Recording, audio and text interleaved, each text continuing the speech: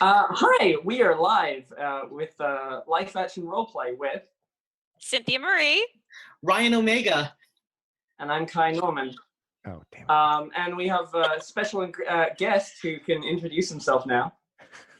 I feel like you should say your name again because I definitely talked over it. Oh, no, it's fine. I right. think everyone knows who I am. Who are you?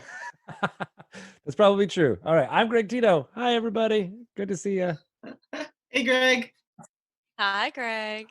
So, what can people know you from, Greg? I am a communications manager for D&D, which is a term that I'm always struggling with, but I basically get the word out about Dungeons and Dragons. That's what I do. Awesome. And as part of that, I've been putting together D&D live events annually for the last few years, and I'm excited to talk about D&D Live 2020 Roll with Advantage this year because it's been a long, strange journey, but I'm really excited about where it's going to end up when we start it off on June 18th. Cool. I can't wait to get into that. We do have a couple of things we need to do first. What is everyone drinking? Sprite. Tiger juice. Peach Pear LaCroix. Oh, fancy. I am enjoying some Cactus Cooler right now. I have not had this in a while, and I saw it in the gas station and was excited to try it out again. What is the flavor of Cactus Cooler? It's like pineapple orange soda. Oh, yeah. That sounds good. It's very much a California kind of soda. I was like, wait, you've never had Cactus Cooler? Regional sodas is like a thing I didn't even know was real, but I've been finding out more about it. We had in my high school in New England, we had a flavor called Razcal that was raspberry soda that I was just like, oh, Rascal, it's awesome. It's like, it had like a little bit of a punk kind of rascal kind of thing to it. And then whenever I tell people about it, they're like, I've never ever heard of that. Yeah, I really like finding regional sodas. My girlfriend showed me Werner's recently, and that kind of blew me away. But yeah, vanilla ginger ale type of tastes. You just has it got vanilla taste to it? I didn't really notice that, but yeah, I have a horrible palate. I told a story about my brother as we were leading up to this, but he took a trip to Michigan specifically in order to buy as many cases of Werner's as he possibly could. Oh, wow. I feel like some of those regional sodas really have a cult following. Yeah. Now that we know what everyone is drinking, does anyone have any shout outs? I've got a shout out. Just shout out to everybody who's fighting the good fight. Like, just keep doing what you're doing and get your voices heard. That's a good one. Mm-hmm.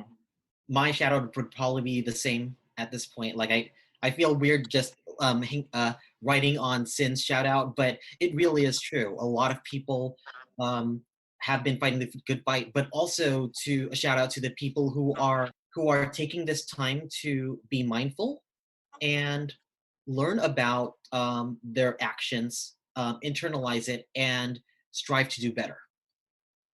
That's important for people. For some people, they're learning things about themselves and they're correcting themselves, and I applaud you for doing that. That is good stuff. I will piggyback again and say shout out to the listeners out there because I think that's the most, I mean, you listening right now, but then also listeners in general.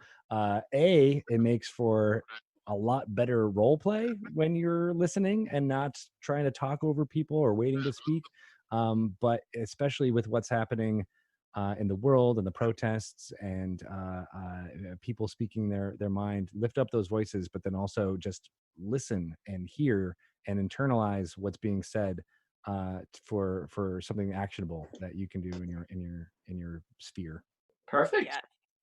I mean, we are quite literally witnessing history going on right now, and I'm really hoping it's going to change things for the better. It's monumental what's going on, and I'm hoping it's going to turn out wonderful. It seems to be going well, so that's my hopes. So, Greg, you are here with us to talk about D&D Live 2020, right? That's right. What exactly is that? Well, let's do a history. Let's do a little bit of a history because we started doing this in, I want to say 2016 it was called D&D Live from Meltdown Comics. And it was a one-day event, and we was not open to the public, but we, the old Meltdown Comics store, it had the back room where they would have comedy shows.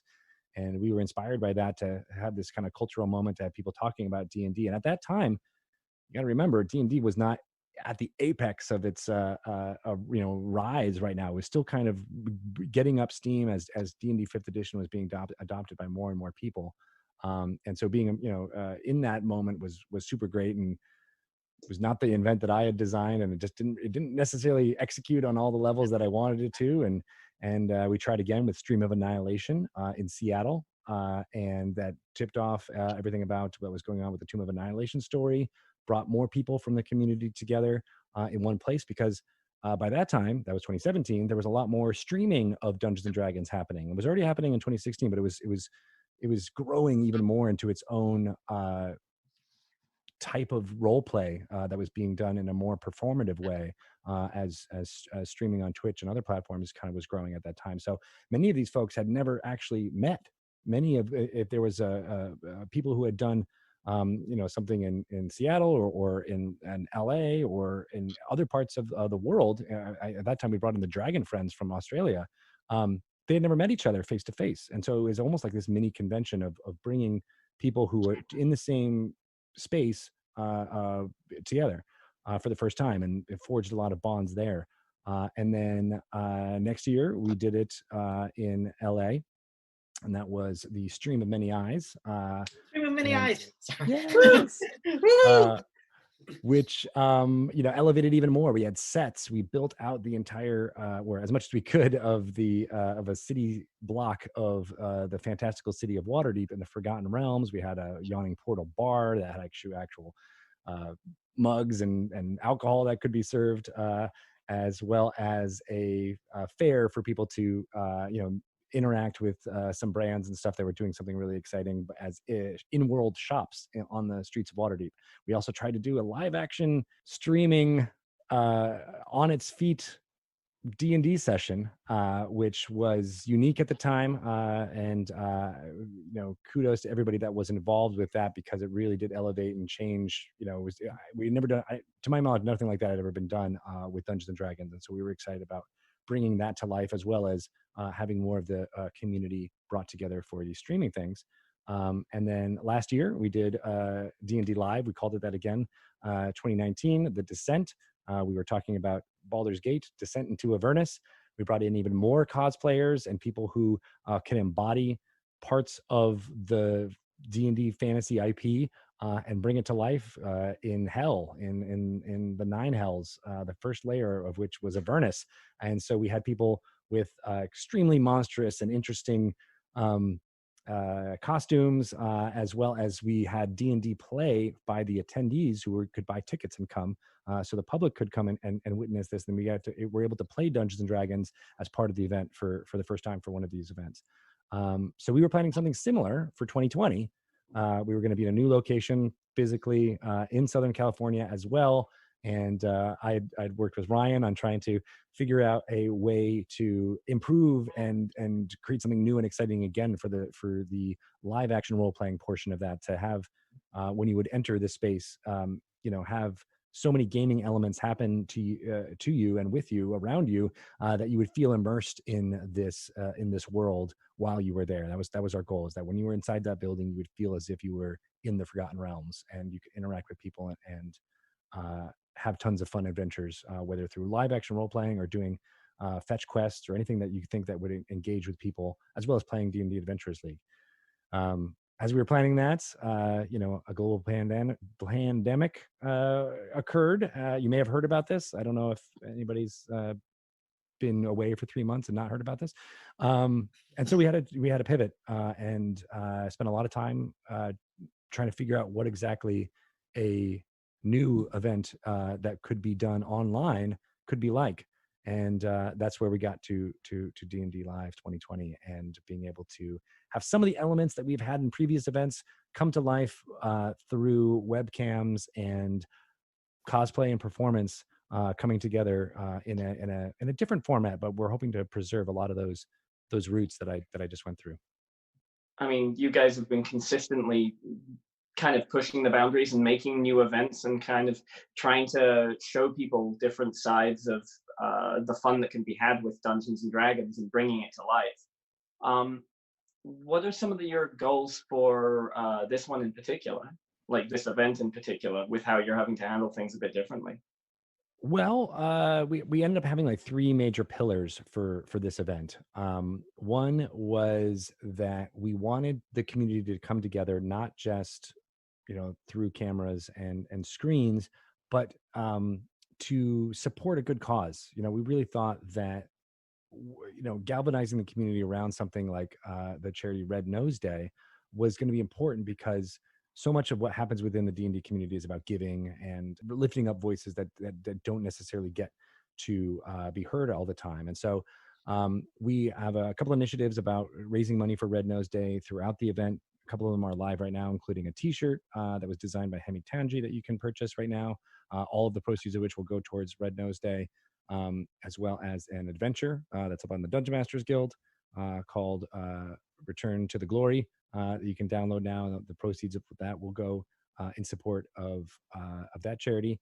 And their mission statement is really open. It is basically helping people, and actually very specifically kids, helping children who have been affected by a various number of societal woes, as well as more specifically the COVID-19 crisis.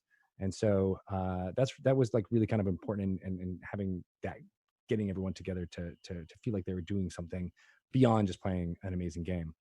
The other portion of that was to try to get as many people who you may recognize from some of your favorite TV shows or movies out there, and widen the audience of people who are playing Dungeons and Dragons and get their attention on what is happening here. Because as you said, Kyle, people have, if you're in our world, you're like, oh yeah, everyone knows what's going on with Dungeons and Dragons. But even though that is expanding, that Venn diagram is getting bigger, there is this other group of people who are just fantasy fans, may have enjoyed Game of Thrones, or I was going to say something else, but read Lord of the Rings or something like that, and they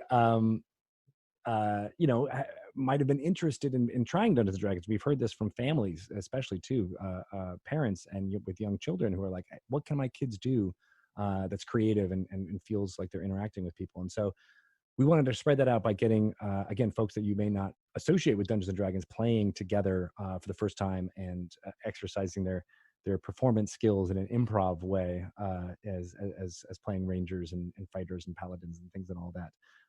So we've got some great names, people. I'm not going to list them all here, but they're fantastic. And then the third pillar was unique gameplay experiences. So that's probably more relevant to the topic of this podcast, but it is definitely about D&D Adventurers League. We have 4 different 1-hour adventures that people can sign up for and play right now. And then something that really interesting, that is a big swing, very different from anything that I've ever encountered, but it's called Reality RP. And it's something that Ryan has had a lot of influence on creating, as well as Cynthia having playing a role within it. Mm-hmm. And I feel like I've been talking too much, so let's talk to that. Not at all, but this is a good opportunity. Ryan or Sin, would either of you like to share a little bit about what you are particularly doing that you're allowed to talk about? Ryan, I think it's better to start from you. All right. So when a group of us that were flown in from different parts of the world to help create the D&D live event, so that included Australia, England, and even the East Coast of the whole US. other country. Yeah, all over the country, came together to kind of like plan this event. We kind of thought of, how do we make this more immersive? And I even visited the site where we were planning to have the D&D live, the physical space. And we were trying to plan how the interactions were going to work with people visiting. However, with the lockdown and dealing with COVID, we pivoted. We kind of were challenged by Greg. Can we make something virtual work? And some of us went, okay, we're designers. We could think of something along this space. And sometimes it's a matter of paying attention to what's happening in the world. We wanted something that was a little bit lighter because we knew that people were locked down, feeling very depressed. Things were very negative, so we wanted something a little bit lighter. Then we kind of threw something in the wall and went really cheesy and thought, what if we did reality TV and D&D and see if that worked? And I think just as a joke, we kind of just started to develop it, and we realized, no, this could actually work. Wait a minute. Wait, who else? Who can we bring into this? And things kind of just snowballed from thinking that, okay, this is going to be a silly idea, but it turns out sometimes the silly idea is the way to kind of get people in and playing this. I was very fortunate to help to know some talented live streamers who can like come in, but we also try to be as inclusive as possible. This is probably one of the most diverse groups that I've seen perform, and I'm very happy and very proud with D&D that we're able to have such a diverse group in terms of some of our performers. I mean, we have known names such as like Satine and V-Dave, and of course Cynthia. But we also have like people that you wouldn't expect, like Rock'em Sakura from RuPaul's Drag Race. Oh. When I got to direct him, wow, he's a nerd, and it's great because we got to talk about a lot of things. And then we also had Jordan Raskopoulos, who's in Australia. If you know the comedy band Axis of Awesome, I've been a fan of their music for a while. So when one of our designers, Dave, mentioned her, I'm like, oh my God, that's amazing. And I also admire someone who went through her transition so publicly. And like that also made me endear myself to her, like realizing her own truth while her band was so famous. So it was like, this is so cool to have like this group of people all in one place. I'm honored that Greg asked me to be the director because I got to pull amazing performances out of my actors. They're just wonderful people and wonderful performers. So I cannot wait to show you who's playing. I mean, you know who's playing, but show the characters that they're coming out with. And the intro videos are coming out over the next, as we are leading up to the event. That sounds rad. When you guys say reality TV, are you meaning like full on like having those like little interviews off to the side kind of thing and everything like that? Like the little, I guess, testimonial kind of situations? Or like, how are you planning on representing this reality TV vibe?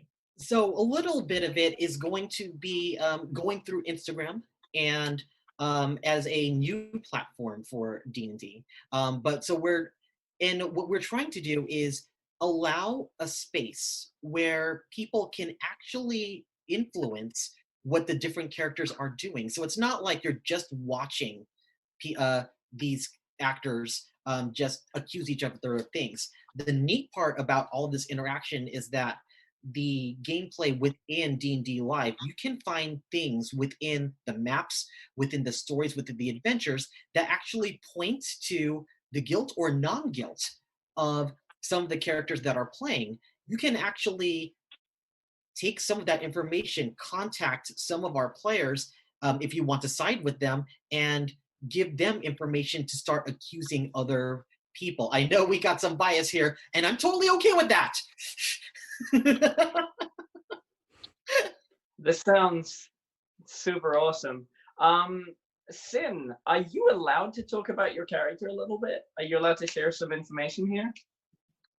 Probably not quite yet, but I could talk about filming with Ryan because that was such an adventure and fun.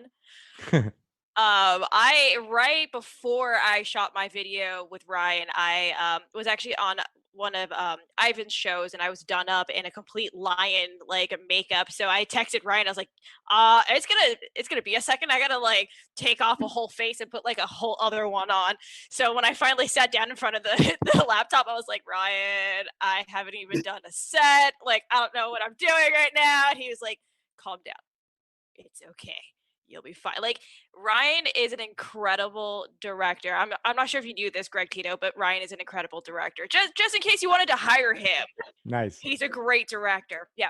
Anyway, so like we had a ball. And what was interesting about being directed by somebody like on a Zoom, because I'm used to being directed with somebody like sitting like way far away and being like, can you move your hair just like 1 inch to the left? Can you like do that? Like, so having him like on a laptop being like, yeah, no, that's good, go for it. I was like, okay, here we go.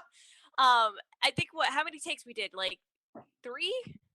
Yeah, usually about like 3 or 4. We had like 3 takes and then 1 for insurance. Because you Yeah. pretty much nailed your character, and it helped that you and I actually talked about your character a little bit, so you could figure out the wig styling. You could figure out the outfit. You even Yeah. figured out like the accent. So these were things that I know you as a LARPer, this is important to you, just in general. So by the time you filmed, like you were pretty much on. We just need to refine like elements that we needed in editing. So by Yeah. the time the video comes out, that they understood very succinctly what you were trying to convey. Yeah, so it felt like a great experience. Like I told Ryan, I'm usually nervous when it comes to doing stuff like this, particularly with scripted lines, because I'm not a polished actor by any means. I'm a dancer. Like I'm a dancer who performs. That's what I always tell everybody that, and they're like, no, you're an actor. I was like, oh, okay, cool, whatever. So of course, I told Ryan this, and you guys just made me feel so comfortable that I was able to act and do what you guys needed me to do. So it was an incredible experience by everything. It was super cool. So hopefully, when you guys see the video, you'll like it and you'll help me. Do you remember this part? Help me. No biasism, none whatsoever. But make sure Sin wins. You're gonna be the champion. No bias here. Wait, was that a dab? Damn it! Well, I mean, you mentioned being an actor. Like in this, it is actually, I think, more akin to being a LARPer, right? Because you're not just, you're playing a part. You're playing a character, and that way you're being like an actor. But you're still playing the game with everyone else, trying to figure out who or what is really happening, and how you can manipulate what's happening so that you end up being the last one, right? So it is a game in that way, as you were saying, Kai, about like that's how the reality TV part comes in. Not so much the cattiness, although there will be a bit of that. But but for me, I mean, and this is where I admit I am not actually a fan of most reality television, because of that put upon drama. When they're real people, it makes me feel bad for humanity. When it's a character who's playing this, and then you look at some of the game design that is actually inherent in some of those competitive games, you start to realize like, oh no, there is something interesting here. Just the way it's been presented with some of them, like The Bachelor or things like that. Sorry to everyone who loves The Bachelor. It's just one of the ones that just grates on my soul. But there is this interesting game design, and we were actually inspired by one specific reality television show. And so, yeah, maybe Ryan, you could talk about that. Oh yeah. So a lot of the other game designers know that I'm a big fan of the show The Circle. Reality TV at its best. But what was also interesting about that format is it made sense, because in The Circle, everyone is isolated, and you can only communicate through a social media. And in this case, the format is not exactly the same, but the premise is very similar. And so we had to design something that I wouldn't say mimic The Circle, but there were certain things that I was able to learn and take away from that game design and incorporate that here.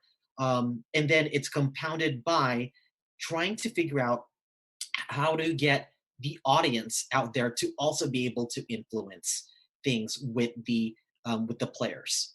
And as I remember mentioning on one other interview, if you're not just passively watching, a single person with the right information given to one of the players can totally change what they are doing. And so the possibility of someone out there being able to go, I did that, and even the actor going, oh my God, this person, and calls them out, like helped me with that clue, that's like the best feeling, knowing that you can actually change the course of the game. Like you out there can help an actor change the course of the game. You could even save somebody. You could also put someone under the bus. So, real quick before I'm sure Kai, you want to transition into the chat questions soon. But so, side note, Greg, you said something about feeling bad for the humans who are on reality TV shows, but you feel better about people playing characters. So, I had the fortunate slash, I guess maybe unfortunate moment of I was actually on a reality TV show. I was on So You Think You Could Dance, and I will never forget this, and it's changed my like perception on any of these shows. But the producer comes out. He is very rude to an entire group of starving dancers at like 5 a.m. and basically goes, you realize that this is a TV show. We are not looking for America's best dancer. We're looking for the next star. We are looking for drama. We're looking for this. So like, if you think you can do triple pirouettes, I don't give a crap. I want to see what you can do in front of the camera. And I was like, oh crap. Yeah, so after that, like if you watch American Idol or any of those shows, they literally are characters. They force me to be the superhero cosplayer girl who was dancing. And I auditioned for with hip hop. I'm a trained dancer, as you guys know, so I auditioned with hip hop because I noticed really early on that there was no girls doing hip hop, so I knew I had like an easier like niche getting in there. And so when I actually auditioned for the judges on the second day, what is his name? Nigel Lithgow, who's supposed to be like the big like judge, he goes, so you have no dance training, do you? And I was like, actually, I do. I graduated with a degree. So anyways, back to your point, Greg, like all of these people literally are characters. They force you or pigeonhole you into a character. So don't feel bad. Like it's not really them.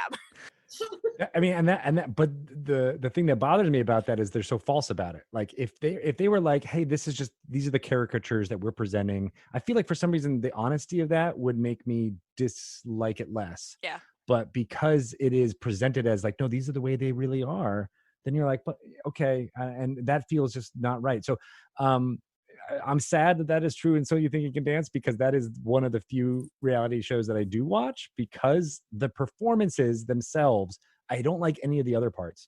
The performances themselves is so rare to see on television, like actually seeing well choreographed, skillful dancers putting together, 10 numbers for an hour-long show. Like you just don't see that anywhere else. And just me as a fan of theater, I like that show because it makes me cry probably more than any other weekly television show out there. But that's really sad. And then that's the part that makes me cringe, is when it's like, oh, but just let the people have the performances and have that be, quote unquote pure. But that never really ends up being the case. So I have a quick question with this. You were talking about how reality TV shows can kind of make you feel a little uncomfortable. And Sin was also saying how sometimes characters are kind of forced upon people in reality TV, which kind of makes sense. I mean, if you think about reality TV, there's a lot of it that isn't real. It's almost like a less glamorous version of like, wrestling on TV. Because everyone knows that's fake, or at least most of us know that's fake. Cool. But with what you guys are all doing for D&D Live, there's kind of a subtext there of something that's incredibly important in LARP and roleplay, and that's consent. Right. Do you see that? Would you agree with that, or? Yeah, I mean, I think that was the reason why we reached out to the people that we did, right, Ryan? I mean, we knew people would be interested in something like this. I mean, Christina Ariel, for example, has been saying she wants some, as she is a fan of the more catty shows out there, like Bachelor and whatnot, but she's always wanted to have some kind of combination between her, role-playing experience that she's got through D&D for all these years, as well as this mashup with reality television. And so we knew she would be game for participating in this, because you're right, she consented and wanted to be a part of it, as well as, play a part, right? And correct me, we did have, characters that people could choose from. It was, you can almost, figure out who, there was some like choice about like who is going to play which character, right?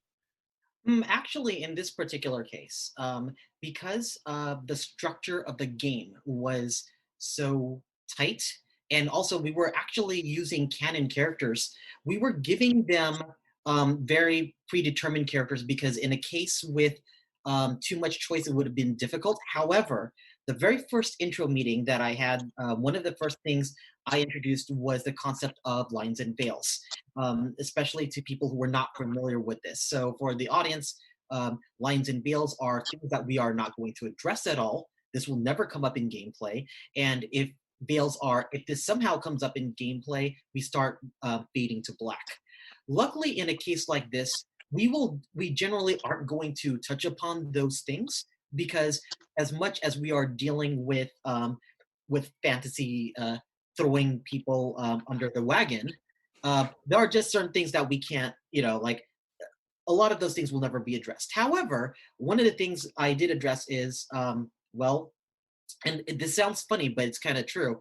How do we deal with people hating orcs or people hating this particular race because that's historically been what they have done in this world? And I said, you know what? For this game, it's not a thing. It is not a thing, and I stand by that because we cannot have the idea that you hated someone over the stereotype of their race. It just makes no sense. And also, we're here to play a game, and if you just happen to have elven ears, awesome. If you happen to be half orc, that's great. You punch harder, great. So that's just not a thing that. And I made a point to make sure that that was specifically addressed. Another thing that I also want to address was the characters. It's so important for me that all of these actors own their characters in a sense of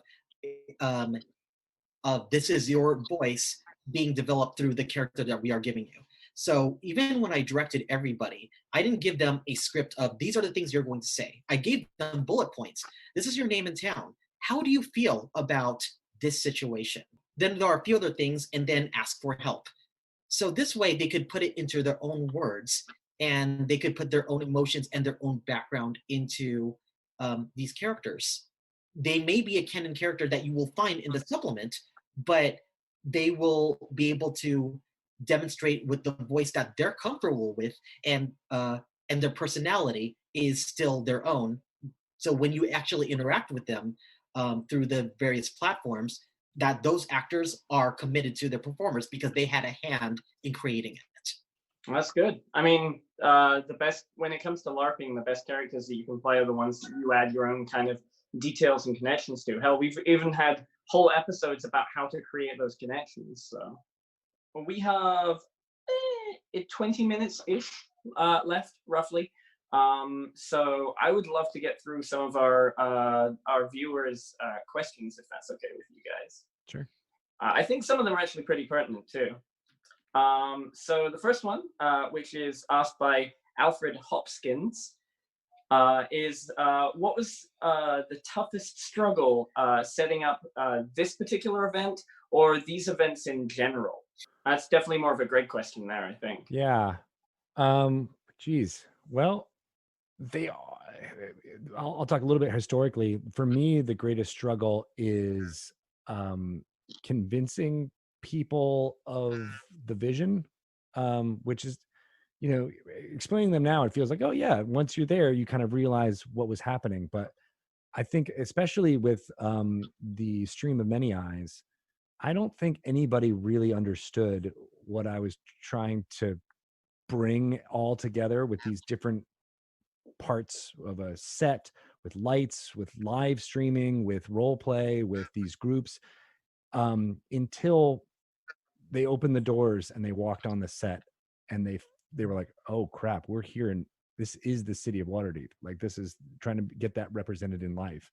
And I've told this before, I'm going to get choked up now, but just having that moment of walking in and seeing people in costume interacting with each other, just not really even role playing, just being the characters that they are. I lost it. I completely lost it, because it was something that, when you have like this picture of something in your head and then you're like, oh my God, it happened.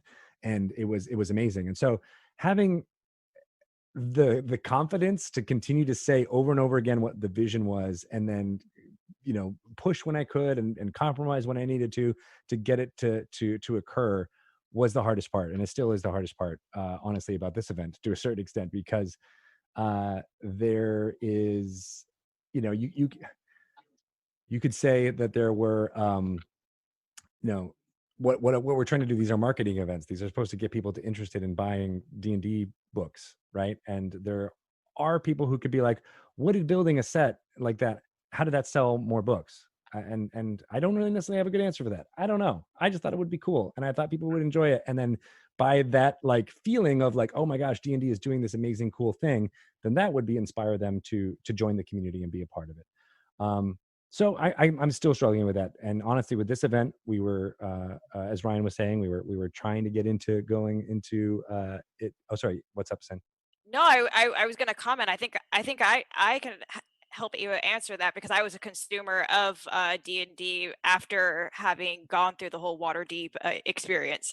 Like, I never bought a D&D book before I actually did D&D live and walked onto Waterdeep, and I was like, so what is this town? Like, what are people doing? And then playing in Satine's game where we were on Sirens, when we were in Waterdeep, I was like, this is so cool. Like, I know what this looks like I understand it. So like going to D&D live, like really yeah, that's us. It really helped shape what these worlds look like, instead of just using your mind's eye, which is always fun, right? Using your mind's eye, but like you guys having built it and made it feel so real, and seeing the characters, like meeting Elminster and going to the Yawning Portal, like having those experiences is what made me continue to buy the books. There you go. So it did work. All right, did. I was personally humbled by walking into the same kind of like outside tavern area that you were talking about, Greg. Yeah. And there was that statue of that Titan, and it was only the leg of it. In fact, it was maybe the shin. I don't even think it was just a foot, and like the, you know. Yeah, it didn't even get to the knee. And the toe alone was like, you know, the size of a tractor tire. In order to get up there, you had to climb. It was awe-inspiring. It was wonderful. Yeah. So I'm assuming you being able to kind of walk into that room and everything, and just kind of like smile to yourself and have that like, yeah, this is the payoff. This is the good. Like, people were questioning whether this was a good idea. Yeah, this was a good idea. Was that one of your moments, or? It really was. And, you know, and having people in that same awe that I was having, you know, walking through, it was, yeah, it's going to be one of the best moments of putting these events together for sure. And then, yes, we got to make actual coinage from Waterdeep. Oh yeah, those things. That is cool. Too. I love the Harbor Moon. Yeah, and then more specifically about this event, it has just been going through so many different phases that, you know, it's difficult enough to plan it with no adversity, but we've had so many different roadblocks that are, you know, just, you know, force majeure, you know, the world, you know, nobody could have predicted what is occurring and changing these things. And so having that force of vision while also having to change and adapt, flowing like water is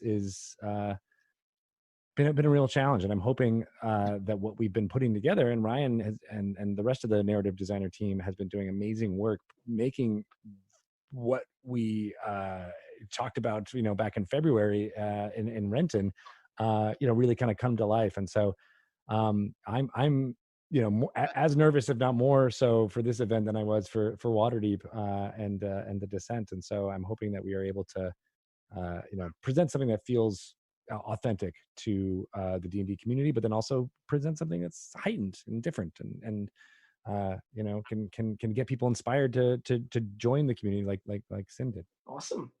I just remember, like, during that time, again, I'm also one of those people that did walk into that place, and my first thought was, oh my God, it's like a LARP. But the other thing was watching grown men cry, like, walking into the space. That's the thing that, like, got me. I'm like, wow, wow, like because they realized, oh my God, this is exactly what I envisioned. It's like, I can't believe that I'm here. And there's no substitution for that emotional impact of having being able to actually dress up as your character, walk into that fantasy world that you've always wanted to be in. And as LARPers, we get to have that all the time. So we're fortunate in that respect. But for some people, this was their first impact. And gotta tell you, if Waterdeep was your first impressions, like it's a high bar. So, but I do remember people like starting to inquire a little bit more about local LARPs after that event, because they wanted a similar magic from that point on. And that was the neat thing about D&D Live. There was magic, there. Yeah. It was an amazing thing. So we have quite a few questions to go through. Shinobi, I feel like your question has already been answered. Likewise, Poisel, I feel like Greg earlier answered your question. So I'm gonna go a little further down and find. So Eric J8517. Wow, reading numbers is hard apparently. Will this event support a particular product or just D&D in general? If you recall, last year it kind of collided with the release of the Avernus book, right? Yeah, that's right. Yeah, I mean, in many ways, that's what these events are supposed to be about: is announcing and getting people all aligned, all D&D fans kind of aligned on what the annual storyline is going to be. And so, yes, it is in support of a specific adventure D&D storyline Survivor? that is going to be out there. It's yes, exactly. It's how to run a reality RP LARP in your hometown. But that's a good product. Maybe we should make that. I'll help you write this. Are you? I would imagine. Has there been anything announced on what might be getting released on that, or is that a secret for now? We will be announcing that storyline on June 18th at 12 noon Pacific time on both twitch.tv/D&D as well as our YouTube channel. So tune in then and you will find out very quickly from our principal story writer, Mr. Chris Perkins, and Jeremy Crawford, our lead rules developer, will be there talking through what the new storyline is, and hopefully it's exciting. You might get some hints though if you do pay attention to reality RP. Cool. Well, I'm sure people are going to be very, very excited to find that information out when it drops. Let's see. Do we have any more? There's a lot of people discussing about the circle. Go figure. Now I'm forgetting the name of the. Never mind. I won't spoil anything, because if there's people who haven't seen it yet, you need to. Oh, wow. We managed to get through all of the questions. If anyone has any more questions, we've got a little bit more time, so feel free to... I have a question. Since I don't think we've actually really asked this on our show, and since we have Greg Tito, it feels very fitting. What is everybody's D&D class? Starting with you, Greg. Oh, good question. Like the one you go to as your default? Your go-to, or okay, let's do two.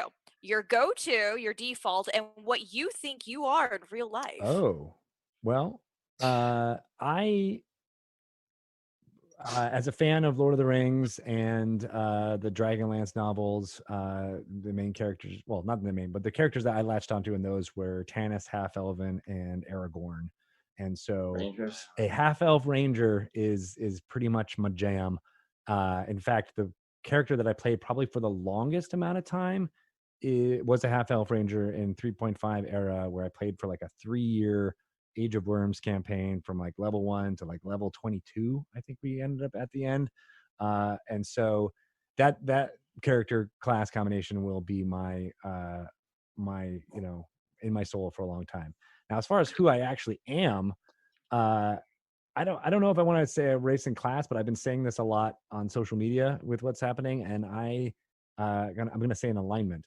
I am chaotic good, in that I want the good for as many people as possible from all backgrounds.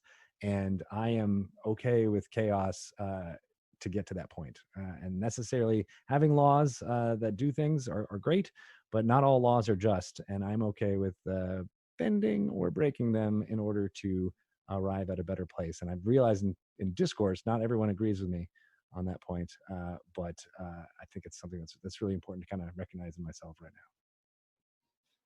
Noted. Kai, we barely hear you since you're our awesome moderator. What is your stuff? Tell us. You guys should be sick of me since I tend to ramble on most of the other episodes. But so when I was a little kid, my mom and a bunch of her friends pretty much raised me on 2nd edition D&D, and I kept playing paladins.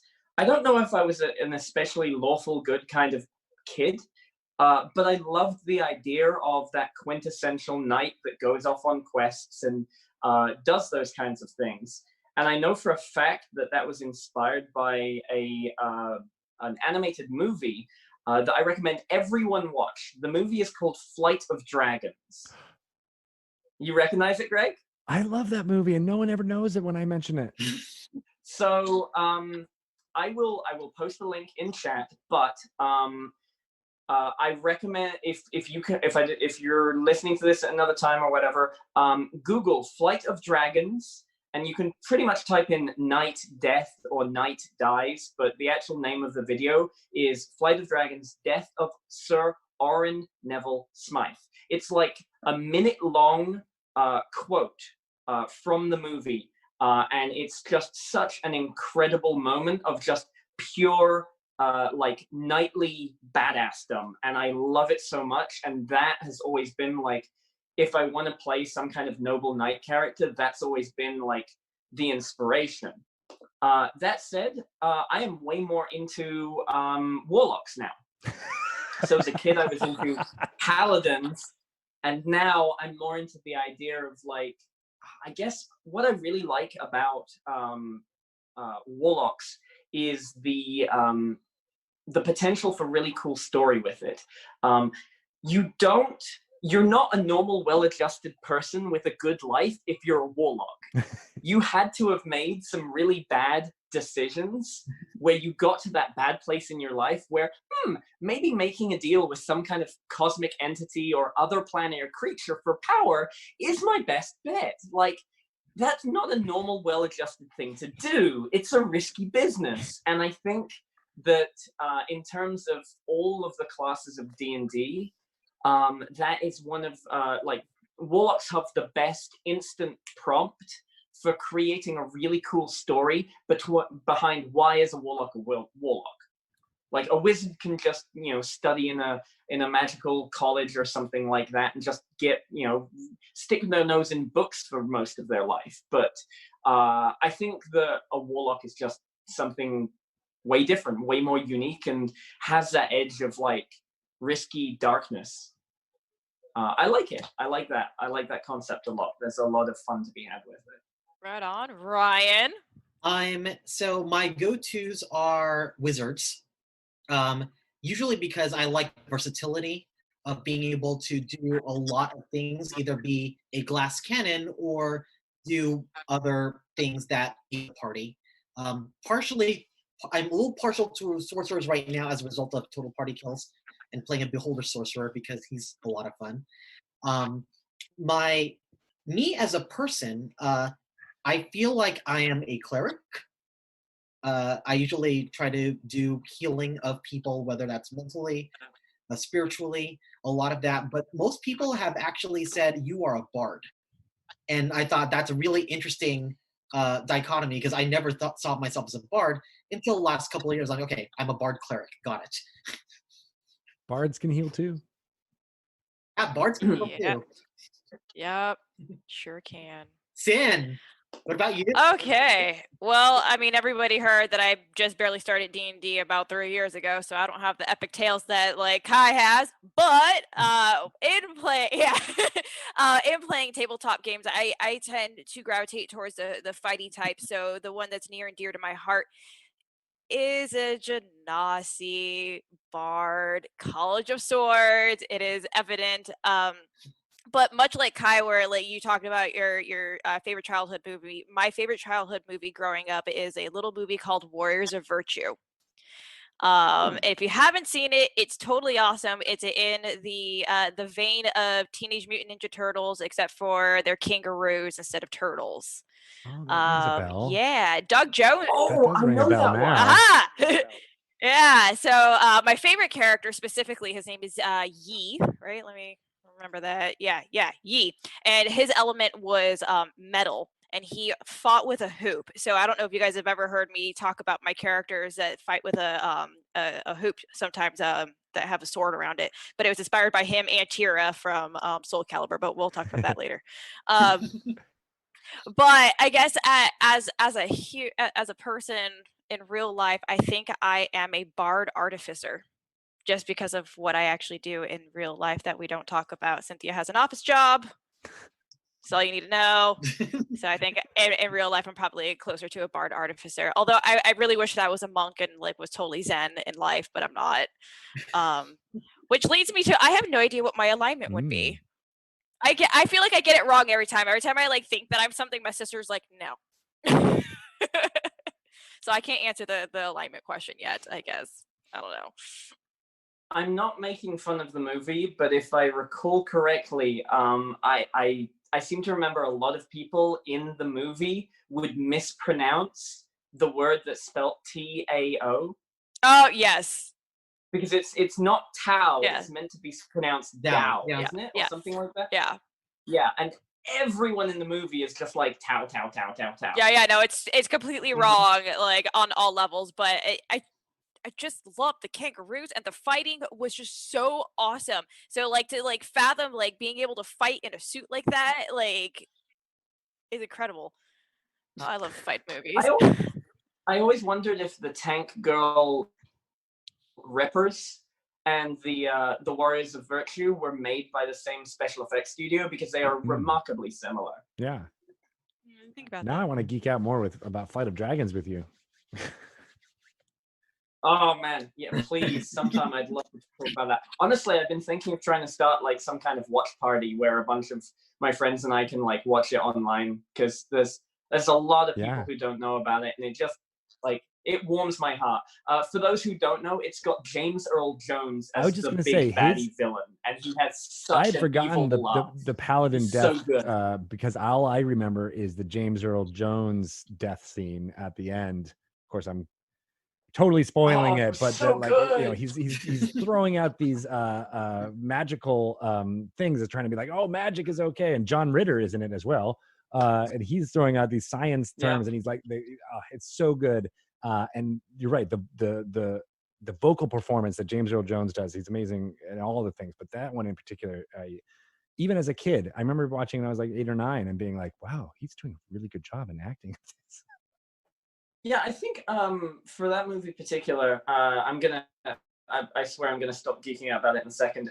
The things that I really liked about that movie was that they had a scientific reason for dragons actually flying, and they're basically hot air balloons that breathe fire, and it's so cool and ridiculous, but like it's awesome, because the idea of like some kind of giant dragon that flies, like from a physics standpoint, the idea of something that big achieving flight is kind of very, very impossible, or at least hard to do. And you know, like there was just a lot of preconceptions of like normal fantasy movies, and this would quite often turn things on their head. There's some body swapping in it, and you know, like the main hero is actually like this bookish nerd, and it's good. Like there's a lot of very uplifting things for the generation of kids that loved D&D and grew up with that movie. You can see that it was made kind of like targeting at them. It's like, you don't have to be good at sports or like some kind of like you know, like super skilled at these certain things. You can just be intelligent, and it's okay, and you know, book learned. And that was very you know, and uplifting. the whole framework of the movie is he's pitching a game. he's a game designer. The hero of the thing walks into like a magic shop and he's like, I've got this great game, and he's basically describing D&D, although it's shown as a board game. And that always struck me. I was like, oh, this is not a normal hero. You're right. It is someone who is creative and not confident, but gains confidence throughout the story. It's very great. Watch it, all of you. That's your homework, or we'll watch it during that and the circle. Yeah, we got I've lots of already homework posted the link assignments. to the video. I have a lot of homework to do now. So before we wrap all of this up, I'm going to pose a silly, dumb question to you, Greg.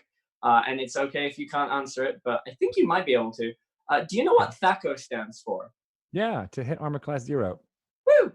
Yeah. For those who don't know, that is a second edition D&D term. It was like how the whole mechanics of the to hit factor worked. And it made no sense to me. No, it didn't.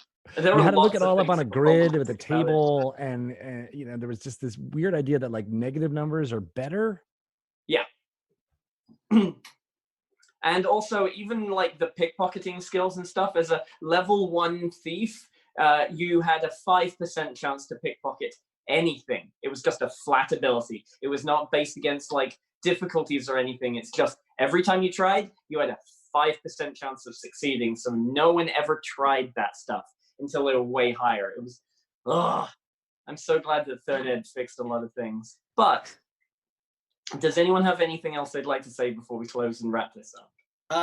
Just one, and it's another silly question. What's the strangest character concept you ever played for a D&D game? Me? Everybody. Oh, okay. Sin, you go first. Oh, that's not fair. Strangest concept? Sure.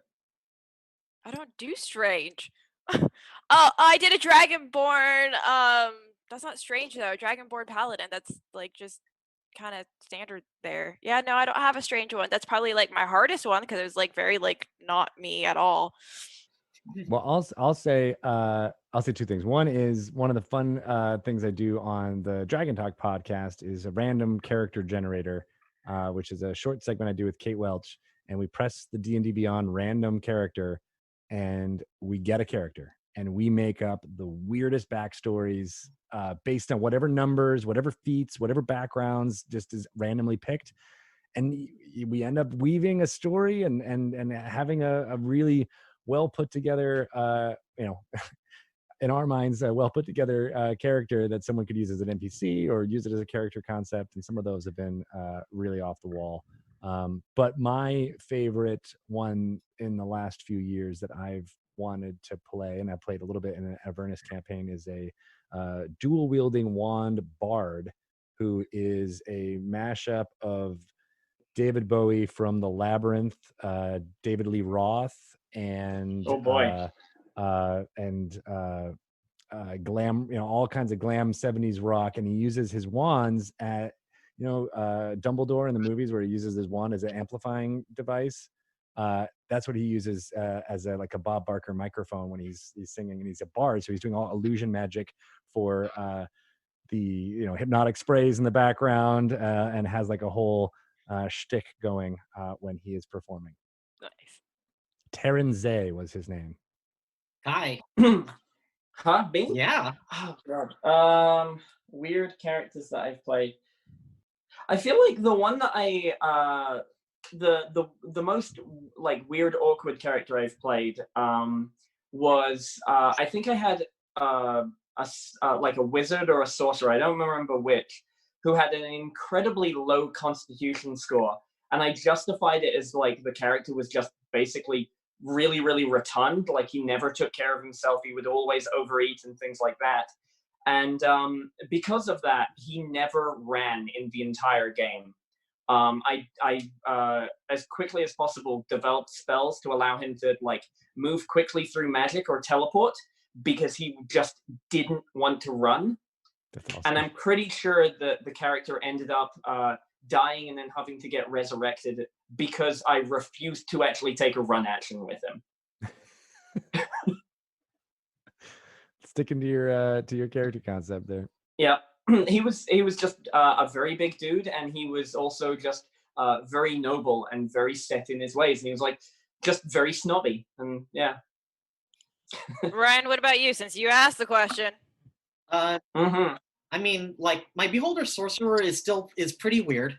But I would say the weirdest one was DM'd by my friend Nick and Chicken, and Satine and I were playing in this Eberron setting, and we were Hicks in the Eberron setting. I was a Hick Warforged who had a stoma, so he had always had to cover his throat whenever he had to talk like this every time. And it was so much fun just playing like ignorant black backwater Eberron, and it was just it was so unusual, but it was just a lot of fun. Perfect. Okay, so just before we start to wrap things up and start talking about pluggables, if everyone on this, we are going to be raiding another channel after this. So if you would like to stick around, we're going to be raiding the Nobo Show. But I believe it is time for our pluggables. Greg, do you have any pluggables? Yeah, we got a big one. D&D Live 2020 coming on June 18th. We're going to be starting with something pretty interesting to a lot of people who play games at 10 a.m. Pacific time. We're going to kick that off, and then at 12 noon is when you'll find out all about the new D&D adventure and what is coming from that setting. So tune in on our Twitch channel or our YouTube channel on DungeonsandDragons.com. And you should also be paying attention to our Instagram channel, Wizards_DND, because that is where Reality RP will be performed with the characters that we've been talking about, interacting with each other, doing videos, calling each other out, as well as performing in challenges that Prosperon, the wizard, is setting for them. And so you'll be able to pay attention to all of that and perhaps even participate during Reality RP and find out some information and pass it along to your favorite one. I'm seeing Sin probably would like some information, so you can figure it all out, werewolf and mafia style, and get all the information that you'll need. So yeah, whole bunch of pluggables there. If you want to follow me, I'm at Greg Tito on Twitter, and on Instagram at Greg_Tito. Perfect. Thank you so much. So Sin, to preface, obviously, we are independent and non-biased journalist podcast, and we thoroughly endorse helping Sin win in any possible way. Sin, do you have any pluggables? I mean, you guys could find me. I'm gonna plug my Instagram first because D&D Live is taking place there. So find me, Cynthia__Marie. Find out all the stuff like that. You can link there. I mean, seriously though, I really need help. Like, I am like not that great at puzzles, so like all the help in the world would be great. Otherwise, you can find me at Twitter at SinDancer. I post everything that I'm gonna be appearing on, including D&D Live. So yes, stay tuned. Wonderful. Thank you so much. Ryan, I believe it is your time. Yes. Hi, I'm Ryan Omega. You know me. You can find me on the Twitters under Ryan OMGA. You can find me on Instagram under Ryan Omega, and producing stuff here on LifeActionRolePlay. Here, not just a podcast anymore. It's now a Twitch channel. Podcasts will go up as soon as D&D Live has concluded, because there's still things to prep. But I also want to endorse with Greg to visit all the D&D info that you can get, because if you do pay attention to things that are coming out, not just the intro videos, but certain other things, you might be able to have some clues on what's going on. But you will get a confirmation on the 18th, and pay attention to the various casts of Reality RP, which I am so excited to show you guys. I cannot wait for it. I'm sure you guys are going to all knock it out of the park in an incredible way. So my pluggables is Yokai Props, YOKAI PROPS. You can also probably see it down here somewhere written, I would imagine. so yeah, that's what that is. I also help, or I own and I help run a Dystopia Rising LARP called Dystopia Rising Northern California. Obviously, because of COVID and all of that, we are on somewhat hiatus, but we are planning on running some online games with some special kind of concepts planned. So we're going to see how well that goes. And if you're interested in that, feel free to check out our webpage, check out our Facebook, or join some of our Facebook groups and interact with the community. There's a bunch of wonderful people. We also, Ryan, Sin, and I do a podcast. I don't know if you've ever heard of it. It's called Life Action Roleplay. But those are the things that I do. And so to wrap things up, I would also very much like to say, give a very warm, grateful thanks to all of our Patreon supporters. You are wonderful. We've got you all mentioned in the credits, I believe. So yeah, like, we can't do what we do without the help and support that you guys give. Thank you so much. It means so much to us, and it's greatly appreciated. I also want to give a shout out to our technical director Joe. I'm so sorry, Joe. Yeah, for which, like, we Joe. cannot even have any of this without our Joe. So thank you. Thank you, Joe. And I look forward to Joe's show that's coming up soon, called Mindcraft, where he's going to mind map discussions live on chat, and it's something super original that he's developing. So it's like, wow, okay, we're gonna see how that works. But I'm excited that to see when that happens here on this channel. Yeah, I've gotten to look under the hood of that show a little bit, and it's going to be exciting. I can't wait to see how it develops. So, if you enjoy what we do, please follow us, or subscribe to our Twitch channel. You can also find our podcasts all over the place, at wherever you like podcasts. I don't think there's really any podcast providers that we're not on. So find us there. And I guess until next time, Yes. I believe it's time to say bye. Yes, Greg, So- thank you for your time. We really appreciate you coming on here. No problem. Thank you so much for having me on. I always love to talk about fun, interesting things with fun, interesting people. So thank you. Yay! Yay. Shall we sign off? Yes. Yes. All right. Bye. Until next time. Bye, everybody. Bye.